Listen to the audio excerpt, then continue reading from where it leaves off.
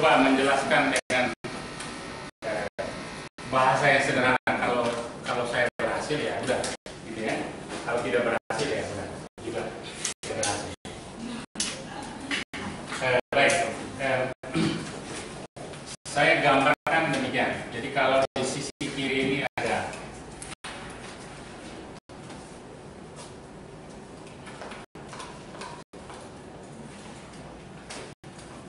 gitu ya.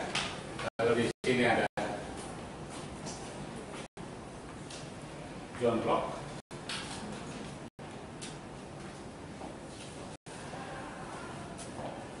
Maka sebetulnya Immanuel Kant itu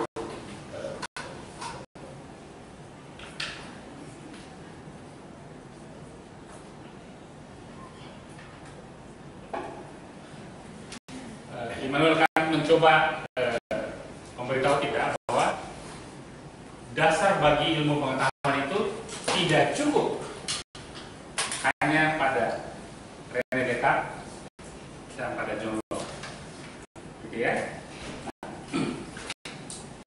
Di sini kita mengenal, dan saya senang kelompok ini mengintroduksikan istilah dan menjelaskan dengan baik.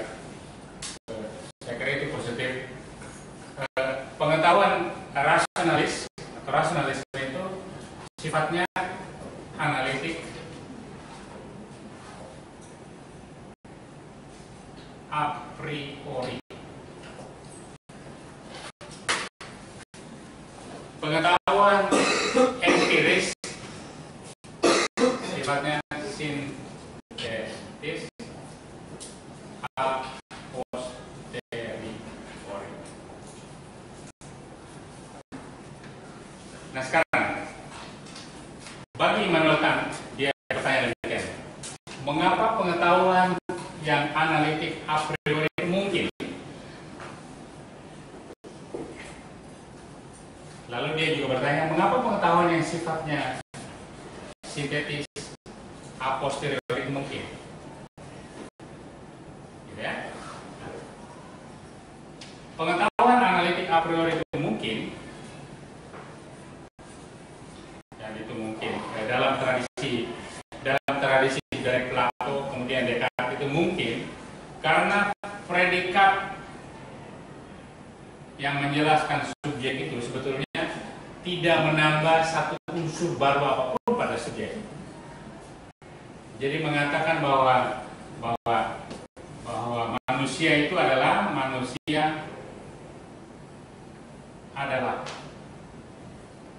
animal rasional. Ya memang manusia begitu, gitu ya.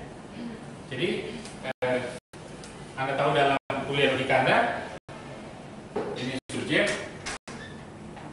ini predikat, adalah itu apa? Di kuliah logika kamu adalah itu apa?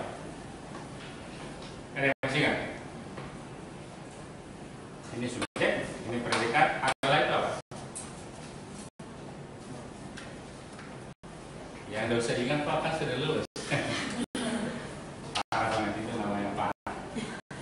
Itu kopula, iya, benar ya? Kalau ingat kata kopula ya. Oke, yang menghubungkan predikat menjadi objek, yang menghubungkan predikat ke objek.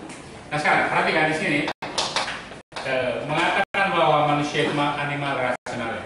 Mengatakan bahwa manusia itu makhluk fana, mengatakan bahwa mahasiswa itu adalah kelompok terpelajar, mahasiswa adalah kelompok terpelajar. Itu tidak ada sesuatu yang baru yang ditambahkan pada subjek, gitu ya. Predikat tidak menambah unsur baru apapun. Hanya dengan menganalisis hubungan predikat dengan objek, dengan subjek, seseorang bisa mengerti hubungan bagaimana atau apakah predikat menjelaskan subjek atau tidak. Gitu. Nah, mengapa itu mungkin? Kalau kita pakai bahasanya René Descartes itu karena ada ide bawaan. Itu warisan dari Plato, ide bawaan. Nah, Plato sendiri dalam pemikirannya dia mengatakan bahwa manusia itu sebelum menjadi manusia seperti sekarang itu, jiwa kita telah lebih dahulu ada. Jadi dia mengenal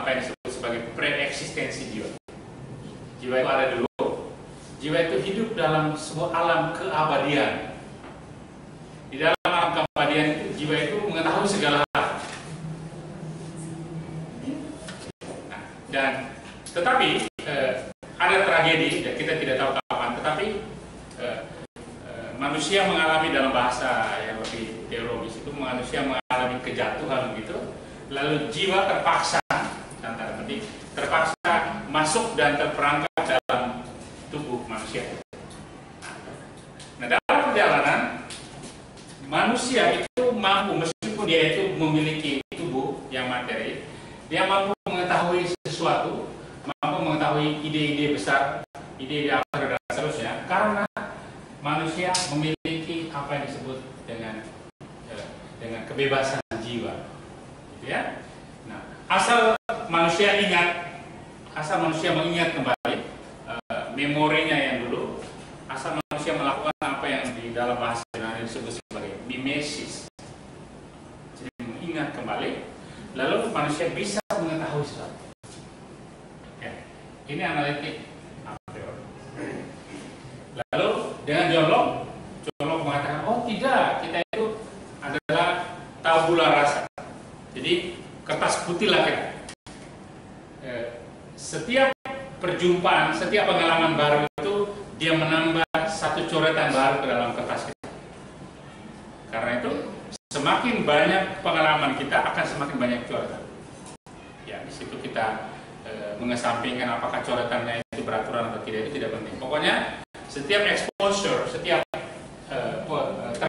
pengalaman terpapar dengan sesuatu yang baru, itu kita menambah pengetahuan baru dalam kesadaran kita. Problemnya adalah, nah, lalu kemudian sebetulnya John Locke mengkoreksi atau menambahkan pemahaman yang mengenai empirisme. Problemnya adalah kalau kita misalnya ketemu dengan 20 kejadian, ya, taruh ya. Misalnya kita ketemu dengan 20 kejadian. Lalu misalnya kita itu hanya memiliki simple idea.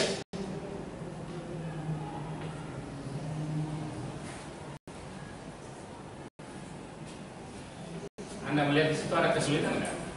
Kalau Anda ketemu dengan 20 orang ini memiliki perangai yang berbeda-beda, maka kita kemudian terbebani untuk memikirkan pengalaman kita ini dalam 20 simple ideas.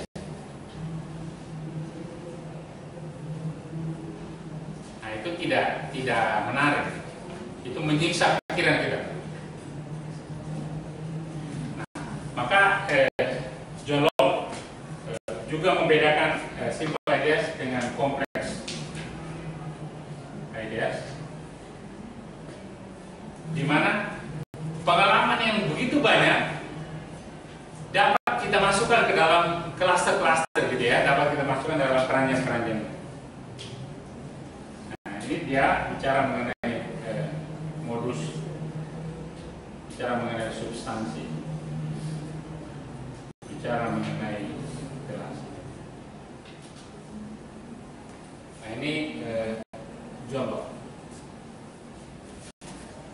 Nah, Immanuel Kant itu datang belakangan, dan dia mengatakan demikian. Oke. Ilmu pengetahuan itu tidak mungkin. Nah, perhatikan, ilmu pengetahuan itu tidak mungkin tidak didasarkan pada pengalaman. Ya, posisi ini harus diambil. Jadi ilmu pengetahuan tidak mungkin tidak didasarkan atas pengalaman. Karena itu dalam gagasan Immanuel Kant,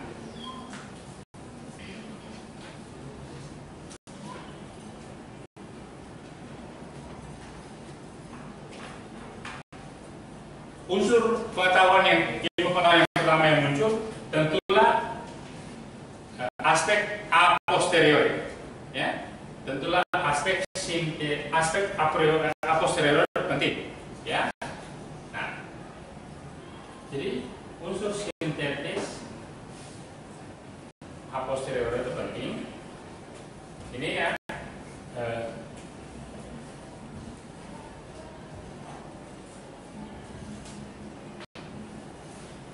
Terus sejak sekarang dia mengatakan demikian. Kalau begitu, apa namanya itu? Yang dikatakan oleh René Descartes, aspek empirismenya tidak penting dong. Apakah tidak penting? Ya. Dia bilang, oh itu penting. Nah, karena itu dia mengatakan demikian. Ingat, ya, ingat, dan itu saya kira menjadi koreksi yang penting bagi empirisme, bahwa benda pada dirinya sendiri, ya, benda pada dirinya sendiri itu sifatnya adalah das Ding an sich. Okay. Jadi kalau Anda yang suka dengan bahasa Jerman, dia bilang begini, orang empirisme lupa bahwa setiap pengalaman konkret kita berhadapan dengan kejadian, dengan fenomena, dengan peristiwa dan seterusnya, orang empirisme seakan-akan begitu yakin bahwa kita bisa mengulik, kita bisa mengetahui secara detail seluruh peristiwa itu. Seakan-akan setiap kejadian yang menampakkan diri kesadaranku, saya langsung mengerti.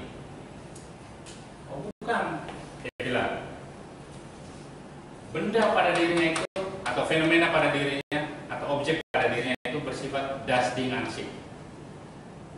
Itu artinya, supaya saya bisa memahami sebuah fenomena, sebuah gejala, sebuah objek, saya butuh berguru pada ini.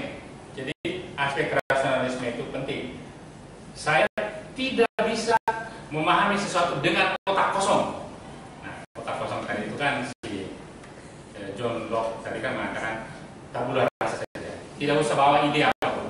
Nah, Immanuel Kant mengatakan saya tidak bisa memahami satu objek apapun dengan tabula rasa. Saya harus punya ide tertentu supaya saya bisa memahami realitas. Karena itu dia mengatakan, oke, pengetahuan itu sifatnya sintetik, pengetahuan tetap sifatnya sintetis karena pengalaman. Tetapi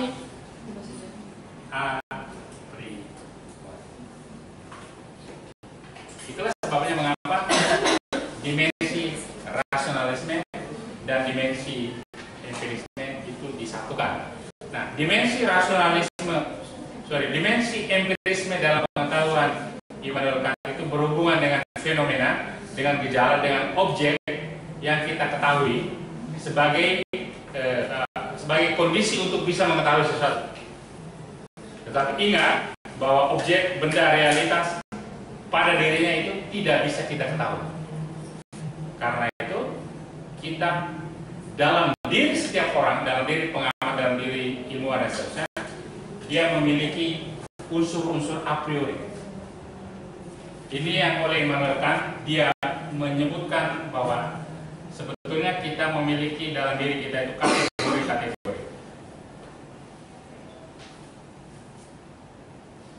Anda bisa googling, misalnya mengetik di Google 12 categories of Immanuel Kant. Anda keluar dengan tabel di situ, Anda ketemukan. Yang jelas dari kategori Immanuel Kant itu ada kategori kuantitas, kualitas, relasi, dan modalitasnya.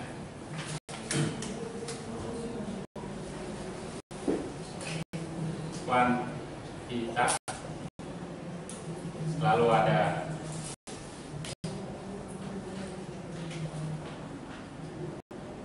kualitas, lalu ada relasi dan modalitas.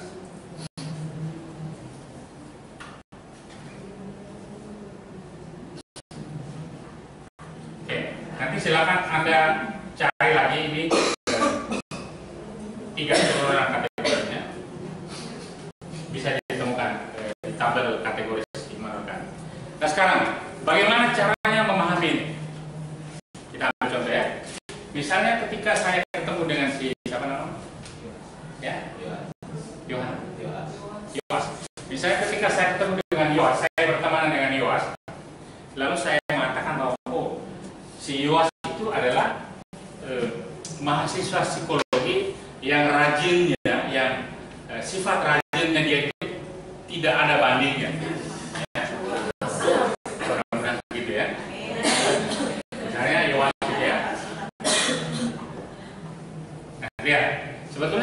dengan John Locke sudah dibedakan ketika mengatakan bahwa ini kualitas primer dan sekunder sebetulnya sudah bisa mengatakan. Tapi Anda lihat, ketika saya mengatakan bahwa Yoas itu mahasiswa psikologi yang sifat rajinnya tidak ada bandingnya, sebetulnya saya bisa bermain dengan misalnya dalam aspek a priori dalam otak saya bisa bermain dengan bagian kualitas misalnya. Ya, dan di bagian kualitas itu kan ada realitas, ada negations, dan ada limitations. Ya, memang seperti itu misalnya keadaannya si Yoas. Jadi saya menambahkan sesuatu yang baru dalam diri subjek. Saya memberi penjelasan yang baru dalam diri subjek. Tetapi penjelasan itu datang dari aspek a priori yang ada di dalam diri saya. Nah, Immanuel Kant itu terkenal dengan pandangan bahwa kalau kita mengamati sesuatu, persepsi atau pemahaman kita mengenai realitas itu sangat tergantung pada kacamata yang kita pakai. Kita memang harus memakai kacamata, dan kacamata itu adalah kategori-kategori. Oke, saya kira itu penjelasan yang agak simpel. Nah, dalam psikologi pendidikan misalnya, saya kira pandangan ini berlaku. Kalau Anda kenal dengan teori konstruktivisme, gitu ya, teori konstruktivisme, pendekatan pendidikan yang konstruktivistik itu adalah pendekatan pendidikan yang semacam ini. Kalau Anda mengenal teori pendidikan John Dewey, tidak tahu apakah Anda pernah mendengar nama John Dewey. Mestinya psikolog pendidikan yang mengajar itu juga menjelaskan mengenai John Dewey. John Dewey itu sangat menaruh pentingnya pendidikan melalui pengalaman. Karena itu kita tahu bahwa anak-anak preschool itu tidak boleh diajarkan ilmu apapun kecuali bermain, melatih keseimbangan, melihat tanaman, ya macam-macam hal-hal di mana dia bersentuhan dengan indera, dengan panca indera. Itu pengalaman. Nah, tentu dengan ini saya tidak tahu apakah nanti suatu saat di masa depan Anda ada, saya ingin memulai TK saya dengan rasionalisme.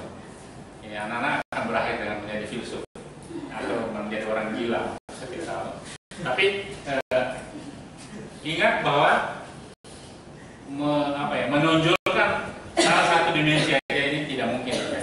Nah, ilmu pengetahuan kita sekarang itu ya ilmu pengetahuan yang seperti dibayangkan oleh Immanuel Kant. Nanti problemnya tentu di kategori ini. Apakah kita itu terlalu menonjolkan kategori? Berarti kan kita terlalu menonjolkan aspek sifat-sifat sekunder dari diri kita seperti yang dikatakan oleh John Locke. Atau kita bisa meminimalisir kategori-kategori atau pandangan pribadi dan seterusnya demi objektivitas realitas.